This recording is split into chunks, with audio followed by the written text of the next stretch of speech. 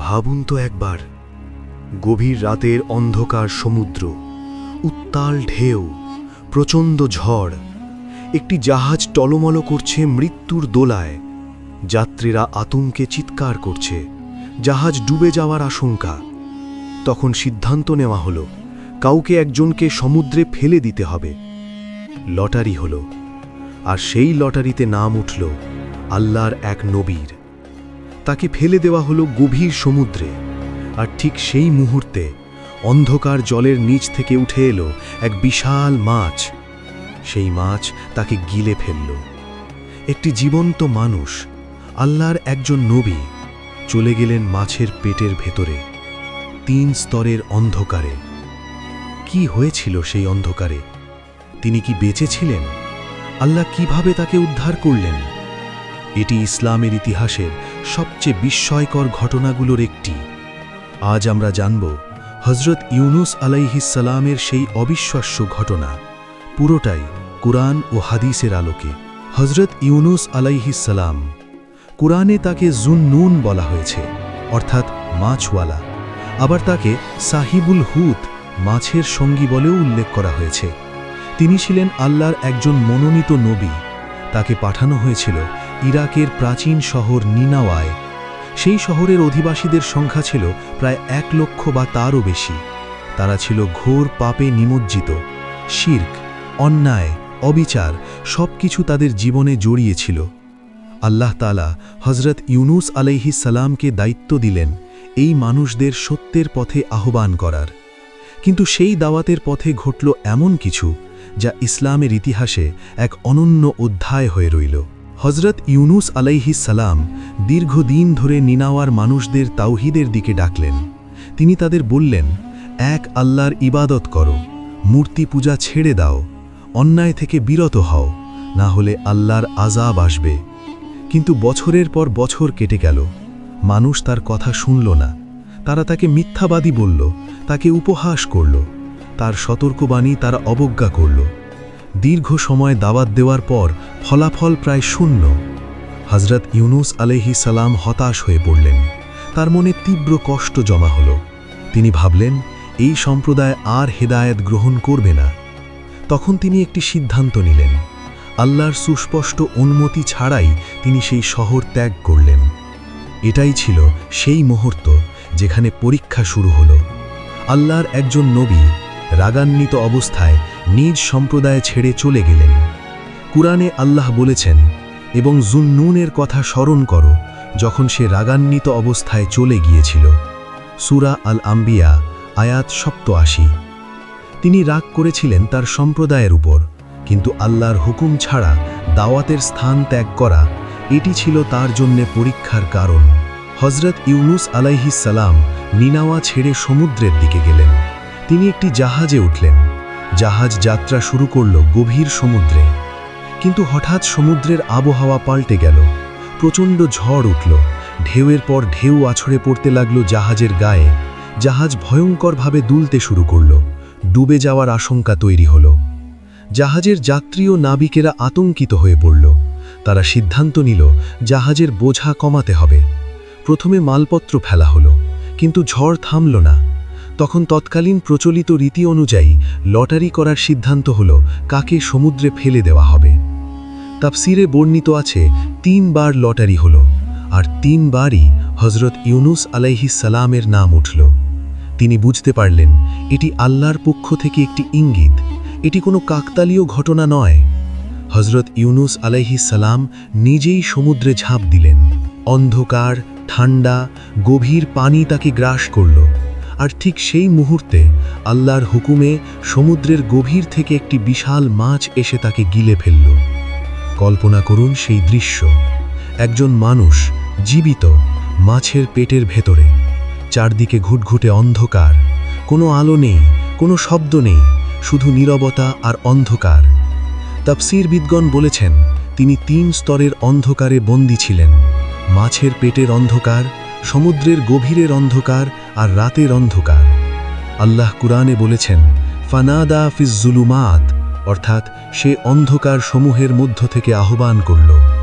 তাফসীর ইবনে কাসির ও অন্যান্য সূত্রে উল্লেখ আছে যে মাছের পেটে তিনি 3 দিন বা কারো মতে তার চেয়েও কিছু বেশি সময় ছিলেন। এই সময়টুকু ছিল তার জন্যে চরম পরীক্ষার মুহূর্ত। কিন্তু আল্লাহ চাইলে মাছের পেটেও প্রাণ থাকে। আল্লাহ মাছকে হুকুম দিয়েছিলেন, গিলে ফেলো, কিন্তু তার হাড় ভেঙো না, তার মাংস নষ্ট করো না। মাছটি ছিল ইউনুস আলাইহিস সালামের জন্যে কারাগার, কবর নয়। আল্লাহই তাকে জীবিত রেখেছিলেন। সেই ভয়ঙ্কর অন্ধকারে যখন হযরত ইউনুস আলাইহিস সালাম নিজের অবস্থা অনুভব করলেন, তখন তার হৃদয় ভেঙে পড়ল। তিনি বুঝতে পারলেন আল্লাহর হুকুম ছাড়া তিনি চলে এসেছিলেন। তিনি উপলব্ধি করলেন তার ভুল।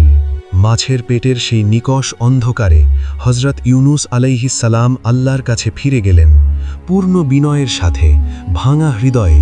চোখের পানি মিশে গেল সমুদ্রের পানির সাথে। তিনি সেই দোয়া পড়লেন যা কুরআনে চিরকালের জন্যে সংরক্ষিত হয়ে গেছে। লা ইলাহা ইল্লা আনতা সুবহানাকা ইন্নী কুনতু মিনাজ জালিমিন। আপনি ছাড়া কোনো ইলাহ নেই, আপনি পবিত্র, নিশ্চয়ই আমি জালিমদের অন্তর্ভুক্ত। সূরা আল আম্বিয়া আয়াত 87। এই দোয়াই ছিল তাওহীদের স্বীকৃতি, ছিল আল্লাহর পবিত্রতার ঘোষণা, ছিল নিজের ভুলের স্বীকারোক্তি। কোনো অভিযোগ নেই, কোনো অজুহাত নেই, শুধু আল্লাহর প্রতি সম্পূর্ণ সমর্পণ। হাদিসে এসেছে, রাসূলুল্লাহ সাল্লাল্লাহু আলাইহি ওয়াসাল্লাম বলেছেন, জুন্নুনের দোয়া, যা তিনি মাছের পেট থেকে করেছিলেন, কোনো মুসলিম ব্যক্তি যদি কোনো বিষয়ে এই দোয়া করে, আল্লাহ অবশ্যই তার দোয়া কবুল করবেন। জামে আত-তিরমিজি। ফেরেশতারা সেই আওয়াজ শুনতে পেলেন। সমুদ্রের তলদেশ থেকে, মাছের পেটের ভেতর থেকে ভেসে আসা এক ক্ষীণ কণ্ঠস্বর। তারা চিনতে পারলেন এটি আল্লাহর সেই বান্দার কণ্ঠ যার তাসবিহ তারা আগেও শুনেছিলেন। আল্লাহ তাআলা সেই দোয়া কবুল করলেন। কুরআনে আল্লাহ বলেছেন, ফাস্তাজাবনা লাহু ওয়া নাজ্জাইনাহু মিনাল গাম ওয়া কাযালিকা নুনজিল মুমিনিন। অর্থাৎ অতঃপর আমি তার ডাকে সাড়া দিলাম এবং তাকে দুশ্চিন্তা থেকে উদ্ধার করলাম। এভাবেই আমি মুমিনদের উদ্ধার করে থাকি। সূরা আল আম্বিয়া আয়াত 88। আল্লাহ মাছকে হুকুম দিলেন। মাছ সমুদ্রের উপরে উঠে এলো এবং তীরের কাছে গিয়ে হযরত ইউনুস আলাইহিস সালামকে নিক্ষেপ করল। কুরআনে আল্লাহ বলেছেন, ফানাবাজনাহু বিল আরাই ওয়া হুয়া সাকিম। অর্থাৎ অতঃপর আমি তাকে এক উন্মুক্ত প্রান্তরে নিক্ষেপ করলাম, আর তিনি ছিলেন অসুস্থ। সূরা আস-সাফফাত আয়াত 145। দীর্ঘ সময় অন্ধকারে থাকায় তার শরীর অত্যন্ত দুর্বল হয়ে পড়েছিল। তার ত্বক নরম ও সংবেদনশীল হয়ে গিয়েছিল। সূর্যের আলো সহ্য করার শক্তিও ছিল না। তখন আল্লাহ তার জন্য এক বিশেষ ব্যবস্থা করলেন। ওয়া আমদাতনা আলাইহি শাজারাতাম মিন ইয়াকতিন। অর্থাৎ এবং আমি তার উপর এক লাউ গাছ উদ্গত করলাম। সূরা আস-সাফফাত আয়াত 146। সেই লাউ গাছের পাতা তাকে ছায়া দিল, তার দুর্বল শরীরকে রোদ থেকে রক্ষা করল। ধীরে ধীরে আল্লাহর রহমতে তিনি সুস্থ হয়ে উঠলেন। আর তারপর আল্লাহ তাকে আবার পাঠালেন তার সম্প্রদায়ের কাছে। কুরআনে বলা হয়েছে, সেই সম্প্রদায়ের সংখ্যা ছিল 1 লক্ষ বা তারও বেশি। আর এবার তারা সবাই ঈমান আনল। আল্লাহ বলেন, ফাআমানু ফামাত্তা'নাহুম ইলা হিন। অর্থাৎ অতঃপর তারা ঈমান আনল, ফলে আমি তাদেরকে একটি নির্দিষ্ট সময় পর্যন্ত জীবনের উপভোগ করতে দিলাম। সূরা আস-সাফফাত আয়াত 148। এটি ইসলামের ইতিহাসে একমাত্র সম্প্রদায় যারা আযাবের লক্ষণ দেখে তওবা করেছিল এবং আল্লাহ তাদের উপর থেকে আযাব উঠিয়ে নিয়েছিলেন। হযরত ইউনুস আলাইহিস সালামের ঘটনা আমাদের অনেক কিছু শেখায়। প্রথমত, আল্লাহর হুকুমের উপর ধৈর্য ধারণ করা কতটা জরুরি। দাওয়াতের পথে হতাশ হওয়া স্বাভাবিক, কিন্তু আল্লাহর অনুমতি ছাড়া পদক্ষেপ নেওয়া উচিত নয়। দ্বিতীয়ত, তওবার শক্তি অসীম। মাছের পেটের ভেতরে 3 স্তরের অন্ধকারে পৃথিবীর সবচেয়ে নিঃসঙ্গ মুহূর্তেও আল্লাহ তার বান্দার ডাক শোনেন। শুধু ডাকতে হয় খালেস দিলে। তৃতীয়ত, কোনো পরিস্থিতি চূড়ান্ত নয়। মাছের পেটে থাকা মানুষটিকেও আল্লাহ মুক্ত করেছেন। আপনার জীবনের যত বড় সমস্যাই থাকুক, আল্লাহর কাছে কিছুই অসম্ভব নয়। চতুর্থত, লা ইলাহা ইল্লা আনতা সুবহানাকা ইন্নী কুনতু মিনাজ জালিমিন। এই দোয়া শুধু একটি আয়াত নয়, এটি মুক্তির চাবি। রাসূলুল্লাহ সাল্লাল্লাহু আলাইহি ওয়াসাল্লাম নিজে বলেছেন, যে কোনো মুসলিম এই দোয়া করবে, আল্লাহ তার দোয়া কবুল করবেন। আজকের এই আধুনিক জীবনে আমরা কত ছোট ছোট বিষয় হতাশ হয়ে পড়ি, আল্লাহর রহমত থেকে নিরাশ হয়ে যাই।